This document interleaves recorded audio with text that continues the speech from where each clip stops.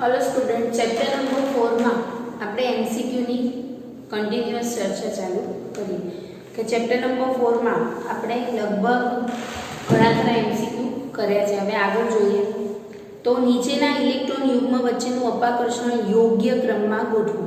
વીએસીપીઆર સિદ્ધાંત પ્રમાણે આપણે શીખી ગયા છે કે લોન પેર ઇલેક્ટ્રોન વચ્ચે અપાકર્ષણ વધારે થાય છે, લોન પેર વચ્ચે ઓછું થાય છે અને એનાથી ઓછું બોન્ડ પેર વચ્ચે થતું હોય છે। અહીંયા આપણને એલપી એટલે અબંધકારક ઇલેક્ટ્રોન યુગ્મ અને ડીપી એટલે બંધકારક ઇલેક્ટ્રોન યુગ્મ કીધેલું છે, બરાબર। તો વીએસીપીઆર સિદ્ધાંત પ્રમાણે યોગ્ય ક્રમ તો શું થયો? આ જ થયો, અથવા તો આને ઊંધું લખી શકું, બરાબર।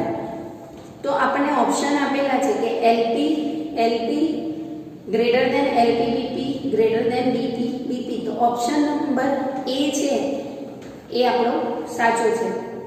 એના પછી છે કે વીએસીપીઆર સિદ્ધાંત મુજબ મધ્યસ્થ પરમાણુની બાહ્યતમ કક્ષામાં 4 ઇલેક્ટ્રોન યુગ્મ હોય તેવા અણુનો આકાર। હવે 4 ઇલેક્ટ્રોન યુગ્મ હોય એવો અણુ એટલે એમાં Z બરાબર કેટલો થશે? 4 સંકરણ sp3 થાય અને sp3 સંકરણ હોય એટલે એનો જે આકાર છે એ કેવો છે? સમચતુષ્ફલકીય છે, કારણ કે 4 જે ઇલેક્ટ્રોન છે એ બંધકારક ઇલેક્ટ્રોન યુગ્મ છે। અહીંયા એક પણ અબંધકારક ઇલેક્ટ્રોન યુગ્મ પ્રેઝન્ટ છે નહીં। તો એવા જે ઇલેક્ટ્રોન યુગ્મ હોય કે બાહ્યતમ કક્ષામાં 4 ઇલેક્ટ્રોન યુગ્મ હોય એવા અણુનો આકાર સમચતુષ્ફલકીય જોવા મળે છે। ક્લિયર? એટલે આપણો આન્સર આવશે ઓપ્શન ડી। એના પછી છે કે NH3 માં બંધકોણ એ સમચતુષ્ફલકીય બંધકોણ કરતાં ઓછો હોવાનું કારણ। તો આપણે એવું શીખી ગયા હતા કે NH3 માં Z બરાબર 4 થાય, સંકરણ પણ sp3 થાય। અહીંયા બંધકોણ 109 નો હોય છે, પણ અહીંયા બંધકોણ 107 નો થાય છે। કેમ 107 નો થાય છે? તો અબંધકારક ઇલેક્ટ્રોન યુગ્મ એન્ટર થયા, અબંધકારક ઇલેક્ટ્રોન યુગ્મ આને વધારે અપાકર્ષણ કરે છે અને વધારે અપાકર્ષણના કારણે આ નીચે આમ દબાયેલું રહે છે અને દબાયેલું હોવાના કારણે જે 109:28 મિનિટનો બંધકોણ હોય એની બદલીમાં બંધકોણ 107 નો થતો હોય છે। એટલે ઓપ્શન આપણને આપેલા છે કે અબંધકારક તેમજ બંધકારક ઇલેક્ટ્રોન યુગ્મ વચ્ચેનું અપાકર્ષણ, ઓક્સિજનનું sp3 સંકરણ, H2O ના બંધ ઓક્સિજનની વિદ્યુત ઋણતા। તો આપણો ઓપ્શન થશે કે અબંધકારક તેમજ બંધકારક ઇલેક્ટ્રોન યુગ્મનું વચ્ચેનું અપાકર્ષણ, કારણ કે અબંધકારક ઇલેક્ટ્રોન યુગ્મ એન્ટર થયો અને અબંધકારક ઇલેક્ટ્રોન યુગ્મ આવે ત્યારે આપણે એવું કીધું હતું કે એની ભૂમિતિ અને આકાર સરખા હોતા નથી અને બંધકોણમાં પણ ફેરફાર જોવા મળે છે। એના પછી છે નીચેના પૈકી સૌથી નાનો બંધકોણ ખાલી જગ્યા ધરાવે છે। હવે સૌથી નાનો બંધકોણ ખાલી જગ્યા ધરાવે છે એમાં ઓપ્શન આપણને આપેલા છે PCl3, NCl3, AsCl3 અને SbCl3। તો સૌથી નાનો બંધકોણ જે છે એ SbCl3 માં જોવા મળે। કેમ? તો SbCl3 જ્યારે આવશે ત્યારે અબંધકારક ઇલેક્ટ્રોન યુગ્મ જે છે એ કેવા થાય છે? વધી જાય છે અને NCl3 આ રીતની રચના ધરાવે। અહીંયા પણ એક અબંધકારક ઇલેક્ટ્રોન યુગ્મ છે, PCl3 છે એ આ રીતની રચના ધરાવતું હશે, AsCl3 છે એ આ રીતે આવશે અને SbCl3 છે એ। હવે વિદ્યુત ઋણતાની વાત કરીએ તો વિદ્યુત ઋણતાને આધારે આમાં અહીંયા છે એ બંધકોણ સૌથી નાનો થશે, કારણ કે આની વિદ્યુત ઋણતા છે ઓછી થશે। આ બધાની વિદ્યુત ઋણતા કેટલી આવે છે? વધારે આવે છે, બરાબર। એટલે ઓપ્શન ડી આપણો સાચો થશે। એના પછી છે કે SF6 અણુમાં બંધકોણ અને ડી લાક્ષણિકતાના ટકા અનુક્રમે ખાલી જગ્યા છે। ડી લાક્ષણિકતાના ટકા મેં શોધતા શીખવાડેલા છે કે અહીંયા SF6 છે, SF6 એટલે કયું સંકરણ થાય? sp3d2 સંકરણ થાય। અહીંયા sp3d2 સંકરણમાં d તો કુલ ડી કક્ષક 2 છે અને ટોટલ કક્ષક કેટલી છે 3 ને 2 5 ને 6 ગુણ્યા 100 અહીંયા 3 અને અહીંયા 3 વડે આને ડિવાઈડ કરીશું તો 33% આવશે અને બંધ કોણ આપણને ખબર છે કે SF6 ની જ્યારે રચના થાય છે ત્યારે બધા જ બંધ કોણ છે એ 90 ના હોય છે આ રીતનું એનું સ્ટ્રક્ચર હોય છે અને બધા જ બંધ કોણ અષ્ટફલકીય સ્ટ્રક્ચર થાય અને બધા જ બંધ કોણ છે એ 90 ના આવતા હોય છે તો ઓપ્શન નંબર બી આપણો સાચો છે કે બંધ કોણ 90 અંશનો અને પર્સન્ટેજ એમાં કેટલા આવશે ડી ના 33% થાય છે ઓકે એના પછી છે કયું ચોરસ સમતલીય બંધારણ ધરાવે છે હવે આપણને ખબર છે કે NH4+ ની જ્યારે વાત કરીએ ત્યારે એ સમચતુષ્ફલકીય આકાર ધરાવે છે એના પછી CCl4 છે એ પણ કેવો આકાર ધરાવતો હશે સમચતુષ્ફલકીય આકાર ધરાવે છે BF4- એ પણ સમચતુષ્ફલકીય છે પણ જ્યારે ઝેનોન ટેટ્રાફ્લોરાઇડ આપણે લઈએ છીએ ત્યારે અહીંયા 2 ઇલેક્ટ્રોનની જે પેર છે એ અબંધકારક ઇલેક્ટ્રોન યુગ્મ આવે અને એના જે બંધકારક ઇલેક્ટ્રોન યુગ્મનો આકાર છે એ કેવો થાય છે સમતલીય ચોરસ આકાર બને છે એટલે આપણો ઓપ્શન સી છે એ સાચો આવશે એના પછી છે કે BF3 ની દ્વિધ્રુવીય ચાપ માત્રાનું મૂલ્ય કેટલું હશે આપણે એવું શીખી ગયા હતા કે BF3 માં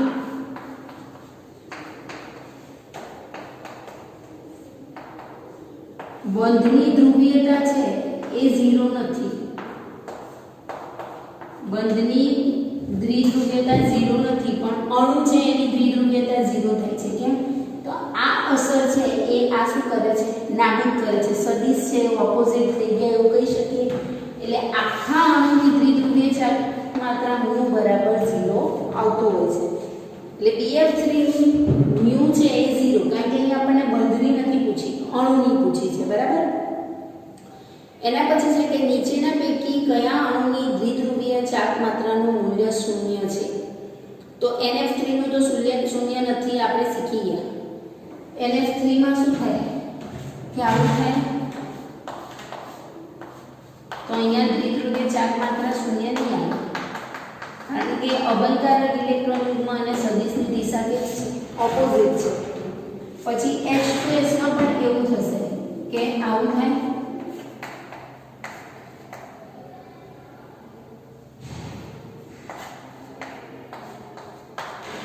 આ પણ 0 નહીં આવે અબંધકારક ઇલેક્ટ્રોન યુગ્મ અહીંયા છે CHCl3 માં પણ નહીં પણ CCl4 માં શું થશે 0 થશે સદિશની દિશાઓ ઓપોઝિટ થાય છે બરાબર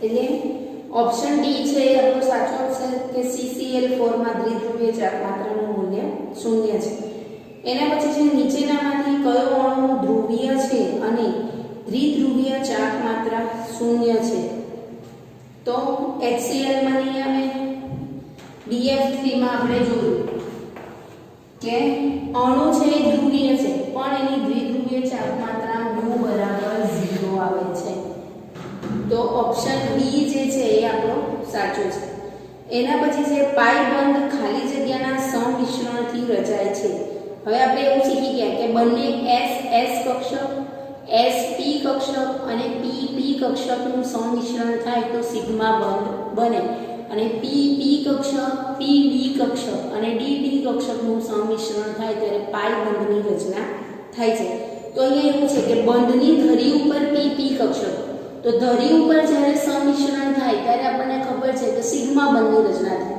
પણ P કક્ષકનું બાજુઓ પરથી આ રીતે સંમિશ્રણ આપણે કરતા હતા ત્યારે પાઈ બંધ બનાવે એટલે એવું કહી શકું કે બાજુ પરથી PP કક્ષકનું સંમિશ્રણ થાય અક્ષને સમાંતર સંમિશ્રણ થતું હતું ત્યારે આપણે પાઈ બંધની રચના થાય એવું લખતા હતા તો ઓપ્શન ડી છે એ આપણો સાચો એના પછી છે બંધ ક્રમાંક વધવાથી ખાલી જગ્યાનું મૂલ્ય વધે તો તો બંધ ક્રમાંક વધે ત્યારે એની જે બંધન એન્થાલ્પી બંધ નિયોજન ઊર્જા આપણે કીધું તો એ વધતી હતી અને એની જે સ્થિરતા છે એ પણ શું થતું હતું વધતી હતી કેમ તો જ્યારે અણુમાં ગુણક બંધની રચના હોય એટલે બંધ ક્રમાંક એનો વધ્યો એવું કહેવાય કે એક બંધ બે બંધ ત્રણ બંધ ડબલ બોન્ડ હોય ત્યારે એની બંધ નિયોજન એન્થાલ્પી આપણે વધારે લેતા હતા અને અણુ એ કેવો હતો સ્ટેબલ બંધ હતો એટલે ઓપ્શન ડી છે આપણો કે એ અને બી બંને સાચા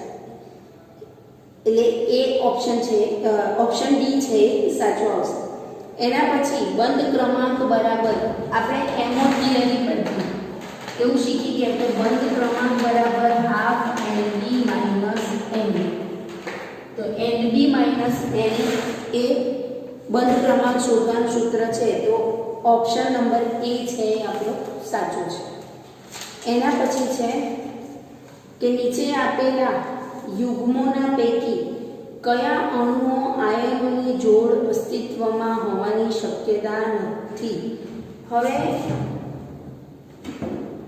બંધ ક્રમાંક આનો આપણે શોધીએ અથવા તો હું એવું કહી શકું કે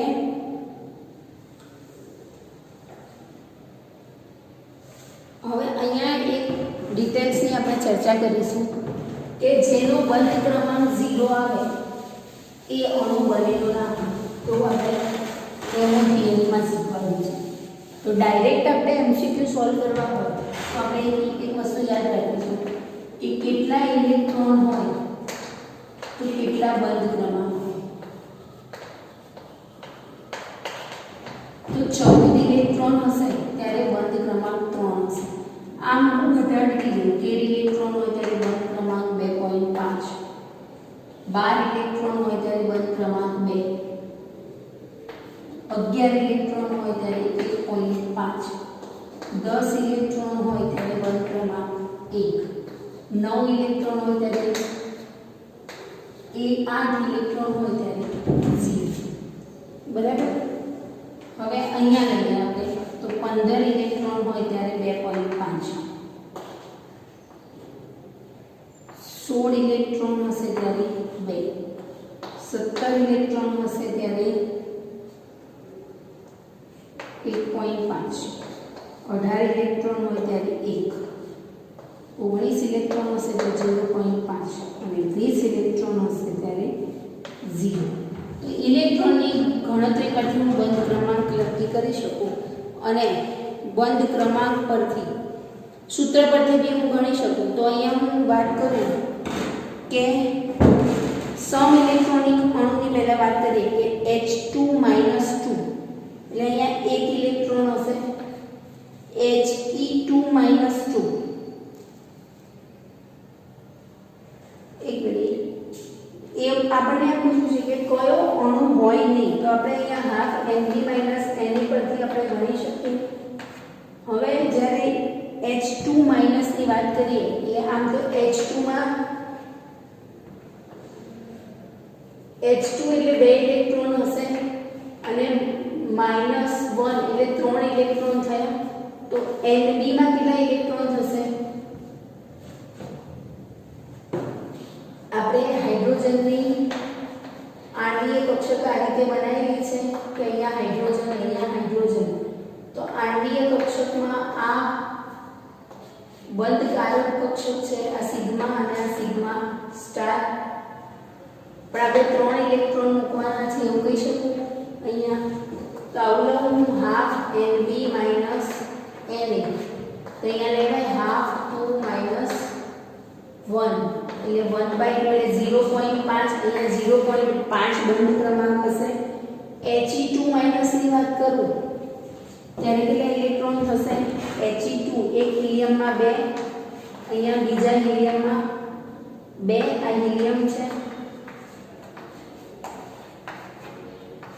આ એની 1s કક્ષકો sigma 1s sigma star 1s એટલે 4 ઇલેક્ટ્રોન અહીંયા પાંચમો ઇલેક્ટ્રોન હું અહીંયા લઈશ એટલે ક્યાં આવશે બંધ કારક કક્ષકમાં આવશે એટલે NB - NA કરું છું તો NB - NA માં ટોટલ 3 - 2 એટલે અહીંયા પણ 0.5 એટલે પહેલા બંને છે એમાં 0.5 હશે. પછી બીજામાં બી સેમ એવું જ છે કે અહીંયા H2 માઇનસ એટલે એમાં તો બંધ બને છે. He2 પ્લસ લઉં એટલે આ એક ઇલેક્ટ્રોન ઓછો થઈ જશે. એટલે ઓપ્શન ડી ની વાત કરું તો H2 પ્લસ 2 એટલે H2 પ્લસ 2 એટલે 0 ઇલેક્ટ્રોન. તો 0 ઇલેક્ટ્રોન હશે તો Ld માઇનસ Na કરીશ તો 0 તો બંધ શક્ય નથી. અને He2 માં પણ મને બંધ ક્રમાંક શું મળે? 0 મળે છે. આપણે એવું શીખી ગયા હતા કે Nb ગ્રેટર ધેન Na હોય તો સ્થાયી અણુ, Nb લેસ ધેન Na તો અસ્થાયી અણુ, અને Nb ઇક્વલ ટુ Na થાય એટલે કે બંનેમાં સરખા ઇલેક્ટ્રોન થાય તો 0. તો He2 થાય અને આવી અણુની રચના થાય તો બંધ 0 આવે છે. અને આપણે અહીંયા H2 માઇનસ માં બી જોયું તો 0 આવે છે. એટલે ઓપ્શન નંબર બી છે એ આપણું સાચું. એના પછી છે કે ખાલી જગ્યા સમાન બંધ ક્રમાંક ધરાવે છે. સમ ઇલેક્ટ્રોનિક અણુની આપણે વાત કરી હતી. તો સમ ઇલેક્ટ્રોનિક અણુ હોય એમાં બંધ ક્રમાંક કેવા હોય? સરખા. N2 પ્લસ લઉં એટલે N2 અણુ એટલે 14 માંથી ઓછું કરું તો 13. N2 પ્લસ માટે ઇલેક્ટ્રોન કેટલા? 13 O2 માઇનસ ઓક્સિજન માટે 16 અને 1 ઉમેરું છું એટલે 17. N2 પ્લસ માં કેટલા ઇલેક્ટ્રોન થાય છે? 13 ઇલેક્ટ્રોન થાય છે. અને O2 પ્લસ લઉં છું. O2 પ્લસ એટલે N2 પ્લસ એટલે N ના 14 છે અને 14 માંથી 1 ઓછો થાય છે એટલે 13 અને 16 17. હવે O2 પ્લસ લઉં ત્યારે O2 પ્લસ માં O2 ના 16 અને 1 ઓછું કરવાનો છે એટલે 15. પછી N2 માઇનસ લઈએ છીએ આપણે એટલે N2 માઇનસ માં શું આવશે કે 14 માં 1 ઉમેરો એટલે 15. O2 તો 16 અને N2 માઇનસ એક મિનિટ, આમાં પ્રોપર કોઈ MCQ નો આન્સર આપણને આપેલો નથી એવું કહી શકું કે અહીંયા એવું આપેલું હોય કે N2 માઇનસ અને O2 પ્લસ તો આપણે કરી શકીએ કે N2 માઇનસ 2 અને O2 N2 માઇનસ 2 કરીએ તો ઇલેક્ટ્રોન 16 થાય અને O2 માં 16 થાય. આવો ઓપ્શન નંબર આપણો સાચો પડે એટલે એક પણ આન્સર આવતો નથી એવું કહી શકું 14 માં. એના પછી છે કે પેરોક્સાઇડ આયન O2 માઇનસ 2 અને super oxide ion O2 minus માટે બંધ ક્રમાંક અનુક્રમે. હવે O2 માઇનસ 2 હોય એટલે 18 ઇલેક્ટ્રોન થાય. 18 ઇલેક્ટ્રોન હોય એટલે બંધ ક્રમાંક કેટલો આવે? 1. અને O2 માઇનસ 1 એટલે 17 ઇલેક્ટ્રોન થાય તો બંધ ક્રમાંક કેટલો આવે? 1.5. તો આન્સર આપણો થશે ઓપ્શન સી સાચું. એના પછી MCQ નંબર 16 કે NO અણુ માટે બંધ ક્રમાંક. NO એટલે નાઇટ્રોજનમાં કેટલા ઇલેક્ટ્રોન? 14 નાઇટ્રોજનમાં 7 અને ઓક્સિજનમાં 8 એટલે ટોટલ 15 ઇલેક્ટ્રોન થયા. 15 ઇલેક્ટ્રોન હોય ત્યારે બંધ ક્રમાંક કેટલો છે? 2.5. તો ઓપ્શન બી છે એ સાચું છે. એના પછી ખાલી જગ્યાની બંધ લંબાઈ સૌથી ઓછી છે તો જેનો બંધ ક્રમાંક ઓછો એની બંધ લંબાઈ કેવી? ઓછી એવું કહી શકું. તો O2 પ્લસ 2 લઉં છું. O2 પ્લસ 2 એટલે 14 આવશે. જેનો બંધ ક્રમાંક વધારે એની બંધ લંબાઈ ઓછી. બંધ ક્રમાંક વધારે હોય આપણે શીખ્યા હતા કે ગુણક બંધમાં બંધ લંબાઈ ઓછી આવે છે. તો જેનો બંધ ક્રમાંક વધારે હશે એની બંધ લંબાઈ ઓછી હશે. હવે બંધ ક્રમાંક O2 પ્લસ 2 નો હું જોઉં તો O2 પ્લસ 2 એટલે 14 ઇલેક્ટ્રોનમાં બંધ ક્રમાંક 3 છે. પછી O2 પ્લસ લઈશું. O2 પ્લસ એટલે 15 ઇલેક્ટ્રોન તો 2.5. O2 માઇનસ 2 O2 માઇનસ એટલે 17 ઇલેક્ટ્રોન થયા એમાં 1.5 અને O2 માઇનસ 2 એમાં ઇલેક્ટ્રોન 18 થશે તો 1. તો સૌથી વધારે બંધ ક્રમાંક કોનો છે? O2 + 2 નો, અને O2 + 2 બંધ ક્રમાંક વધારે છે તો એની બંધ લંબાઈ શું થશે?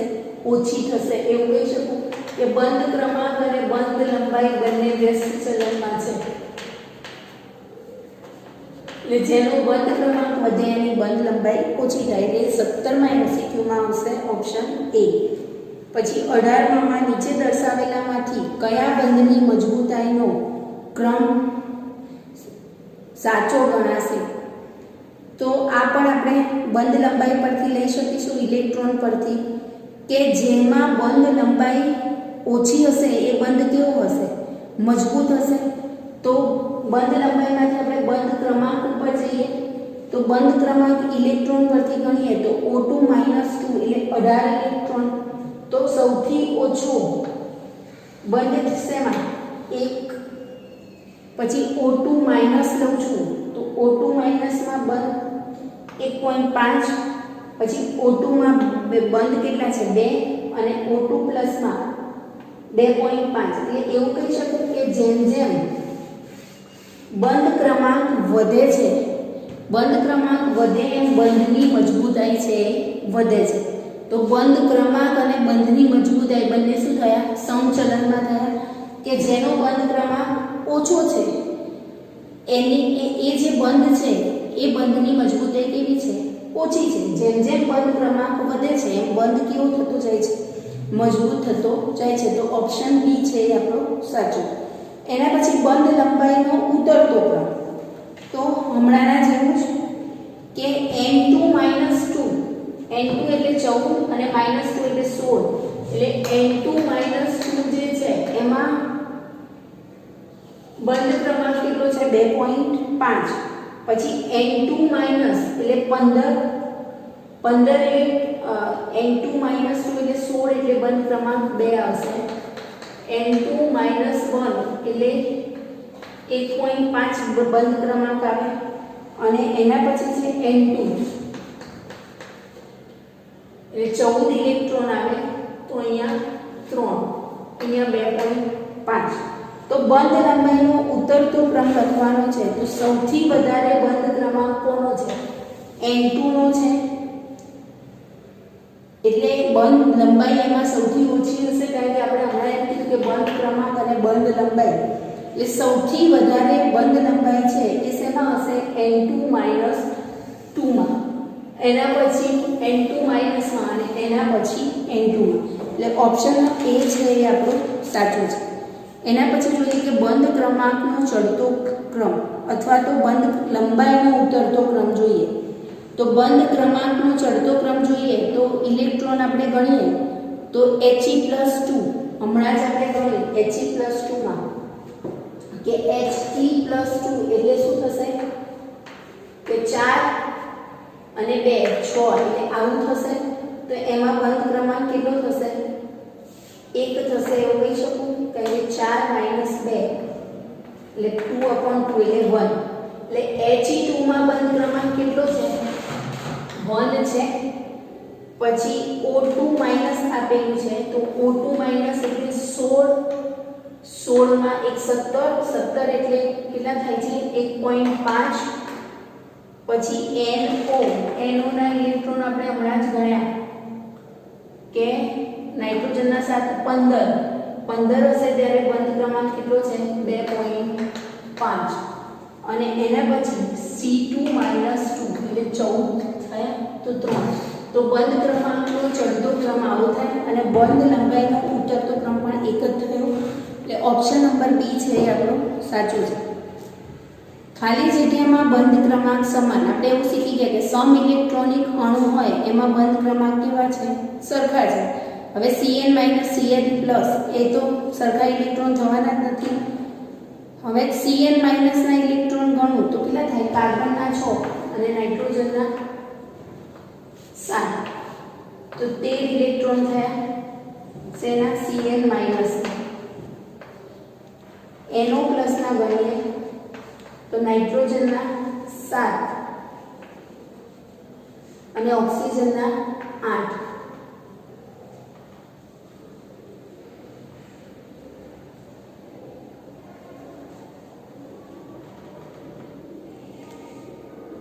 કાર્બનના 6 અને નાઇટ્રોજનના 7 એટલે 13, નાઇટ્રોજનના 7 ઓક્સિજનના 8 એટલે 15. પછી બીજો અણુ આપણને આપેલો છે Cn+.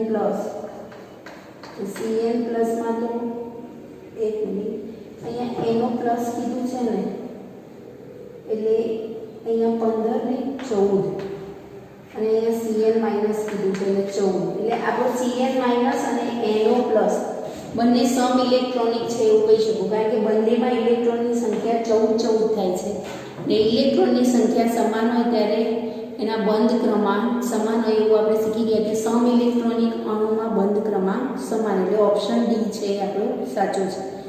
એના પછી છે કે CO કરતાં જુદો બંધ ક્રમાંક ધરાવતો હોય. CO એટલે કાર્બનના 6 અને ઓક્સિજનના 8 એટલે 14 થશે.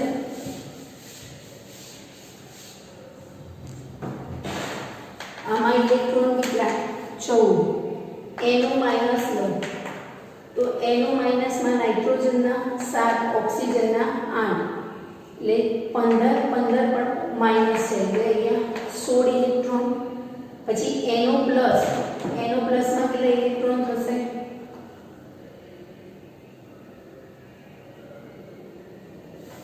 એક મિનિટ, કાર્બનના 6 અને 8 ને 6 14, અહીંયા નાઇટ્રોજનના 7 ઓક્સિજનના 8 7 ને 8 15, 15 ને 1 માઇનસ છે એટલે 16 ઇલેક્ટ્રોન બરાબર છે. એના પછી લઈશું NO+. તો અહીંયા 15 માંથી 1 ઓછા થવા દઈએ તો 14. એના પછી Cn- કાર્બનના 6 7 અને માઇનસ એટલે 14. તો Cn- માં પણ શું આવશે? 14 ઇલેક્ટ્રોન. અને N2 અણુમાં 14. હવે આ બધામાં તો 14 થાય છે, પણ એક NO- છે એમાં 16 થાય છે. આપણને જુદો બંધ ક્રમાંક કીધો છે એટલે કે NO- અહીંયા સમ ઇલેક્ટ્રોનિક છે નહીં, તો સમ ઇલેક્ટ્રોનિક નથી, ઓપ્શન એ આપણો સાચો. ખાલી જગ્યા પ્રતિચુંબકીય છે જેમાં અયુગ્મિત ઇલેક્ટ્રોન નહીં હોય એ કેવો હશે? પ્રતિચુંબકીય હશે. He2+ ની વાત કરું તો એમાં 3 આવે તો 1 ઇલેક્ટ્રોન બચે. H2 માં શું થશે? 2 જ ઇલેક્ટ્રોન આવશે એટલે અહીંયા 0 બચે છે. H2+ તો 1 જ ઇલેક્ટ્રોન થાય અને H2- એટલે 3 એટલે પ્રતિચુંબકીય કીધું છે તો એક H2 અણુ છે કે જેમાં અયુગ્મિત ઇલેક્ટ્રોન છે નહીં, એટલે શું થશે? H2 અણુ જે છે એમાં એક પણ અયુગ્મિત ઇલેક્ટ્રોન નથી એટલે પ્રતિચુંબકીય છે. એના પછી નીચેના પૈકી કઈ આયનીકરણ પ્રક્રિયામાં બંધ ક્રમાંક વધે છે? C2 એટલે 12 માંથી C2+ એટલે 11 થયા. અહીંયા NO એટલે 7 ને 8 15 ને અહીંયા 14 થયા. એના પછી O2 એટલે અહીંયા 16, અહીંયા 15, N2 એટલે 14 અને તે 12 હશે ત્યારે બંધ ક્રમાંક કેટલો છે? 2. 11 એટલે 1.5. 15 છે ત્યારે બંધ ક્રમાંક કેટલો છે? 2.5 અને 14 એટલે 3. 16 એટલે બંધ ક્રમાંક 2, અહીંયા 2.5.